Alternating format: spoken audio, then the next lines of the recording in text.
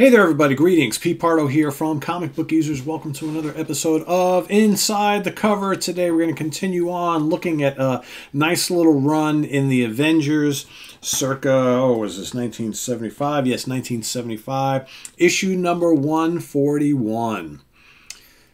And yes, I know some of you have been celebrating over the last week, saying, wow, Pete is finally getting to the George Perez run in the Avengers. That's right, the first issue here. So here we got the Earth's Mightiest Heroes versus the Squadron Sinister. Yeah, enough said. Right, that's all that needs to be said. So of course you got the big face-off on the cover. Okay, and then as we open it back up, the Phantom Empire. Here's the Beast. So we've got Steve Englehart, author. We've got George Perez, our newest avenging ace, does the art. Vince Colletta, inker. Orzechowski, letterer. Janice Cohen, colorist. Marv Wolfman, editor. Some of you may be like, there's that Vince Colletta guy again. Everything he touches, no good. Well, I will say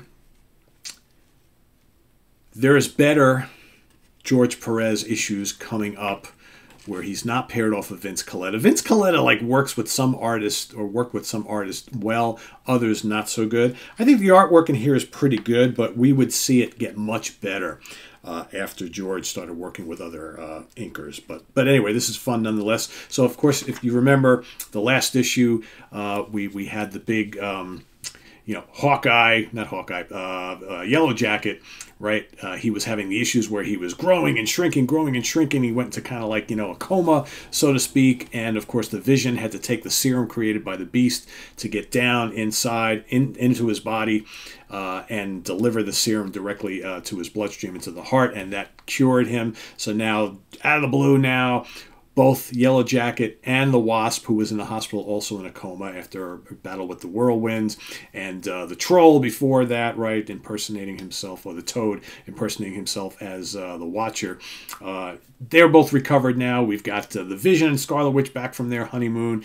We've got, Iron Man and Moondragon off looking for Hawkeye, who hopped in Doctor Doom's time machine to go searching for God knows what, right? So there's all sorts of craziness going on. You got the Beast trying out to become an Avenger. You've got this strange woman who's following him all over the place. We don't know who she is yet. All will be revealed in this issue. So let's take through. So we got the Beast as he's hopping around town, because that's what the Beast does, right? Hopping around town with some strange guys kind of swinging up behind him. He says, "Man, it's wonderful that both Yellow Jacket and the Wasp are on the mend." Of course, shown in last issue. This bouncing baby Beast bow with the big boys had a happy ending after all, but I guess things will be quieting down now, or so Mr. McCoy thinks. And then I thought I heard a putty tap, as though he's got the, he's always a clown. I did hoid a putty tap, but he looks more like a mice with an atomic brick. So they start throwing stuff at him, these two guys flying up behind him in green costumes with weapons. Of course, they get into a little battle with Mr. McCoy. They shoot him with some kind of stun gun.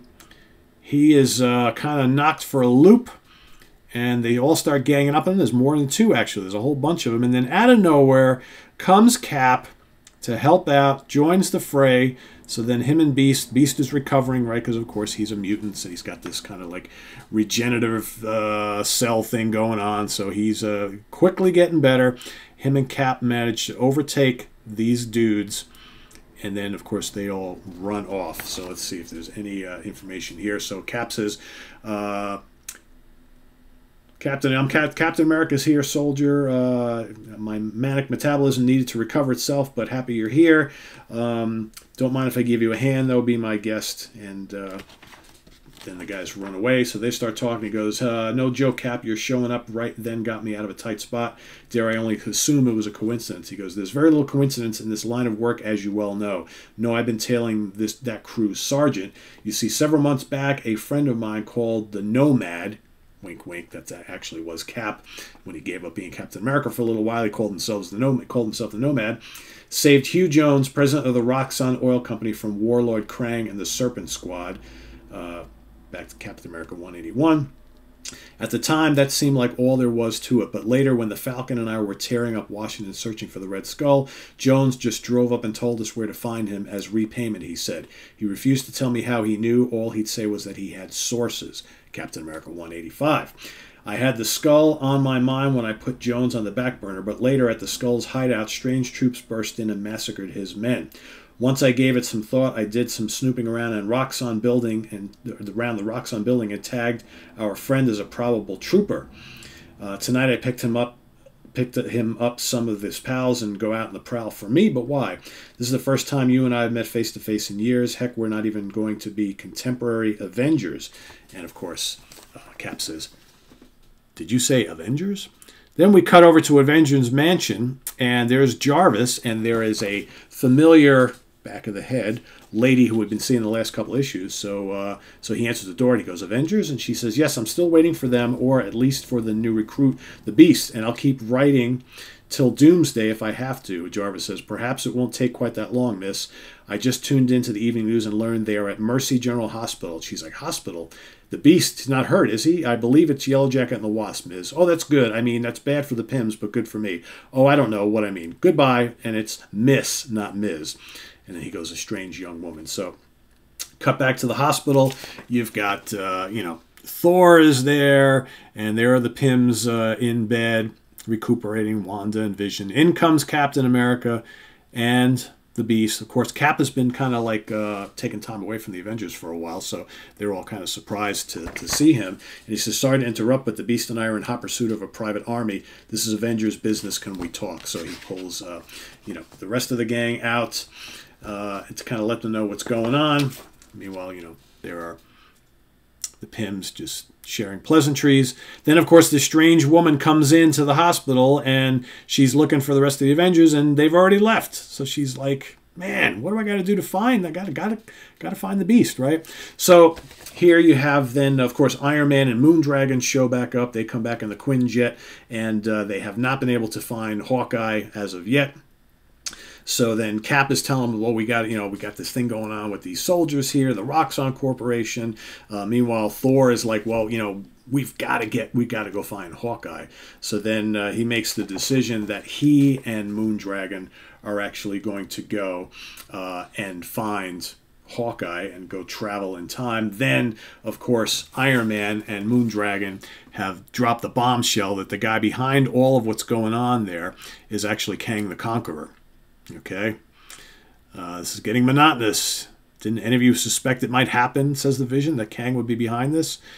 Who could detect the man to be obsessed? For that reason, Thor, we alone should seek Kang. So the decision is made to have the two kind of like otherworld, the god, and then I guess Moondragon is kind of a goddess, right? So they're going to be going off. And of course, then in comes the strange woman who's been following the Beast around, Patsy Baxter, otherwise Patsy Baxter Walker, who has been in older issues of Amazing Adventures with the Beast. Right, so she's been around. So she is the person who has been following the Beast everywhere. They have kind of this little weird thing going on. And so they decide to go talk it out. Meanwhile, Thor and Moondragon are going to go off in search of Hawkeye. They're going to go seek out some help to go travel back in time. So the Beast and Patsy Baxter, or Patsy Walker, are now, they come up with an agreement that she's going to tag along. So apparently she's got some stuff going on that the Beast, and maybe it's skills and whatnot. So the Beast is like, can she tag along? She might be able to help, So he convinces Cap to bring her along, even though Cap is like, "Hey, we really shouldn't." But he's like, "Well, you brought Rick Jones around all those times, right? And he was just a kid." And he's like, "Yeah, all right, I get you." So they go to split. Then we cut to the top of Avengers Mansion, and Moondragon uses her powers to dial in and get in touch with Immortus. Of course, we know Immortus and Kang the Conqueror have a strange relationship as well. So Immortus is able to grab both of them. Now the three of them are time traveling. As they do that, of course, who do they find out there in deep dark space somewhere in the time continuum? There's Kang the Conqueror. Thor throws his hammer. Mjolnir. Kang puts up his force field. Immortus is like, this guy, what do we got to do to beat this guy? Then, of course, Thor, who's got all sorts of powers at his disposal, as Kang shoots some kind of rays at the Thunder God. He swings his hammer. The hammer sucks in all the power that came from Kang, throws it right back at him. Kang pops into another dimension, another time continuum, or whatever, and they're like, this guy, man, what do we got to do to get this guy? So off they go in hot pursuit. And then how about a little Marvel Treasury Edition, Wizard of Oz? I had that at one point. All right, then we cut back to New York, and we see goings on here. And then all of a sudden, out of nowhere, something opens up, and in comes the Squadron Supreme, previously known as the Squadron Sinister, and come in to do battle. So basically, halt intruders, halt and face the fury of the Squadron Supreme, and that's Supreme, not Sinister Avengers.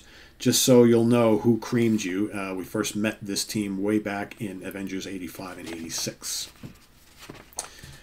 All right, so then you got the Golden Archer, of course, just to list everybody here. The Golden Archer, you've got the Wizard, you've got Hyperion, you've got Lady Lark. Am I missing anybody?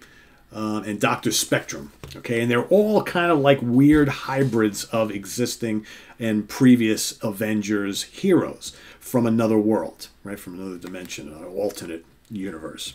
So of course you got the Golden Archer. He's kind of like Hawkeye. You got Dr. Spectrum has got weird, abilities, kind of like the Vision. You got Hyperion, who's actually big and strong, kind of like a combination of the Hulk and Thor. You got the Wizard, which is kind of like Quicksilver, right? You got Lady Lark, who's got all sorts of sonic abilities and things like that, and she was meant to be like the kind of alter of the Scarlet Witch. But one by one, they put one over on the Avengers. And they basically defeat them all. And so there they go walking. And then we see behind the screen, we've got these Roxxon folks are actually kind of behind a lot of what's going on here. So, and that's to be, more to be divulged in the next issue. But as you can see, the Avengers are all incapacitated and being carried away. And then the last panel, we go the journey through time. Here we've got Immortus, Thor, and Moondragon. Here is the year and place to which Kang fled, my friends. To my ancient eyes, it appears to be the American Far West in the year 1871. And then they hear a voice from behind says, "It is rather 1873, demons, the last year you shall ever know." Thor says, "By my troth, that is not Kang. It is incredible." And coming next issue, the gods go west. Okay? So that is more for a future episode here. And then, of course, it's never too late to join Foom. And while you're at it, hey, look who's smiling now. You know how many times I saw this guy's mug on the back of various issues over the years? Crazy. So as far as like first issue with George Perez on the art, I think it's pretty good. I think it would get exponentially better because of whoever he worked with on the inking side. I've talked to so many people over the last couple of years who just would swear up and down that Vince Colletta had a very lazy style of inking, and that a lot of the great artists that he worked with were much better when they worked with other artists. So, whatever your opinion might be on that, I think the art in this issue is pretty good, but I definitely think the inks bring it down a little bit in spots. Like, I mean, if you know George Perez's style, there are way better examples of what George Perez brought to the table in other future issues when he worked with different inkers. Because I think this is good, but his work would look much better in the future when he was paired up with a different inker. But still, a cool issue. Best is yet to come, so stay tuned for issue number 142. That'll be coming at you fairly soon here on Comic Book Geezers. Bill and I are getting together this coming weekend, so you'll see a couple more solo from me before Bill and I get together and record a bunch of episodes. It's been crazy. We've both had so much stuff going on, in our lives that has prevented us from, spending a couple hours to get together and record some videos. But we will be doing that this weekend, so stay tuned for that. But in the meantime, you'll get a couple inside the cover Avengers from the 140s, George Perez and company. So stay tuned. Please subscribe if you haven't already, and click on that notification bell so you get alert of all of our content as it posts. And please do hit that like button before you leave us. So thanks for watching Comic Book Geezers. I am Pete Pardo. See you real soon, everybody. Take care. Bye-bye.